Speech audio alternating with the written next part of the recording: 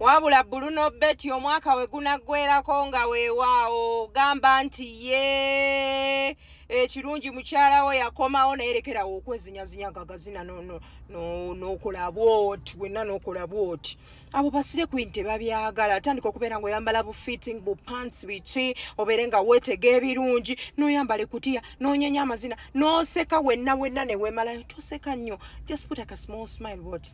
katono neyonkula woti banagemba omukyala yakomyewo era naye yakomyewo era taseka why awadde bagamba nti aboogezi babaawo tebakusuuza abingi bye bakusekeeterera akagamba ako mwana mulenzi Bruno Betty asobola okukesigamako olw'ensonga nti essaawa zino essanyu lyalimu kansooke nkuwe ku Bruno Betty ng'agenda maaso n'okujaganya ebirabe oli okuva eri omwagalwa. Aha kyokka bataka mama mbozi this is my birthday Bruno Betty tuba tukyali awo manager Peter Bonere n'anyigamu naga amazaalibwa ga Bruno Betty tegandeka gatyo wow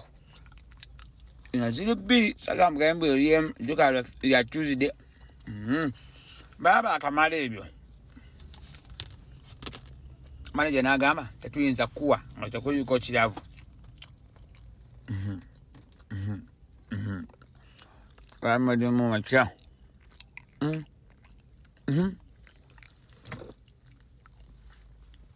balinga neyanziza motoka ejjudde ebyokulya nno naye mabega ndabayokko waliyo keeki eri etannaba kugira ekyagenda mu maaso kwegamba kale kwegamba kansooke ndiyeeko ebyokulya nja baddira birthday y'omwezi butandise tukyalwalinga old omwezi guno gwonna. Bw'oba wali owuliddeko ku nkola ya muntu kujaganya nga kimezezza okwenjala nti bwe siikoze afazaali n'agenda maaso n'okuba nti mpuuta omwaka 2024 ogwo gwe gumu ku myaka mwana mulenzi amanyiddwa nga Bruno Betty bw'aligenda maaso n'okuba nga yeevuma ne sekwevuma yenna wabula ate wakati mu kubeera nga agwevuma ate era gwe gumu ku myaka gy'aligenda maaso n'okuba nga afukamira maaso ga Ddunda n'agenda maaso n'okuba nga yeebaza ne sekwebaza yenna aligenda maaso n'okuba nga asiima Ddunda owa smartness ndooza mu bulaba obw'omwana Bruno Betty.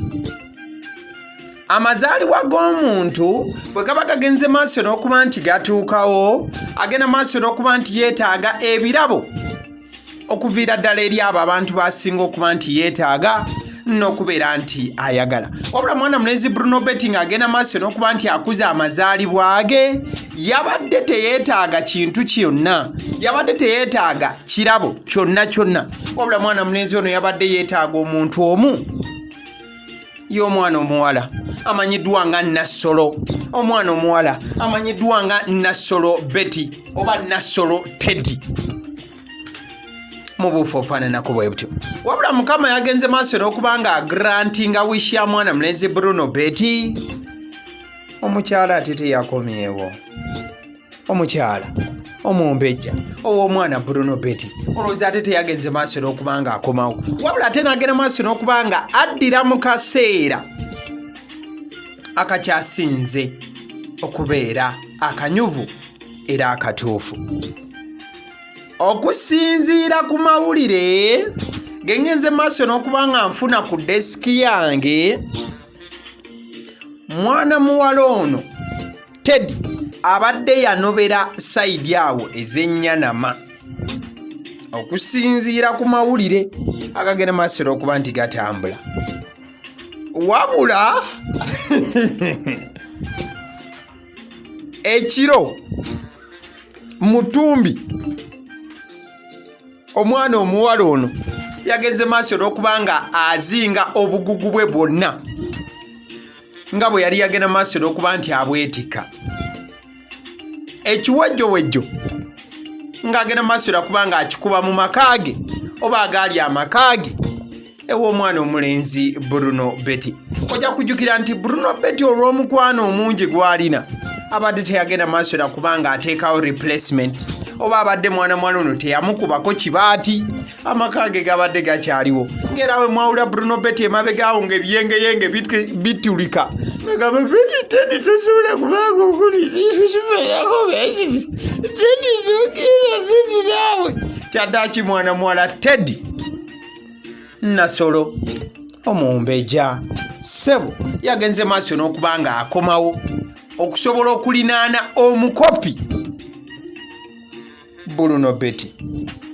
Oluvannyuma lw'omukyalo ono okudda we twogerera mwana mulenzi Bruno Betty takyafugika. Bw'ogenda n'okebera ku mukutu gwa mwana mulenzi Bruno Betty kuliko ebirabo omwana omuwala ono bye yagenze maaso n'okuba nga ateekateeka n'abikwasa oba n'abireetera Bruno Betty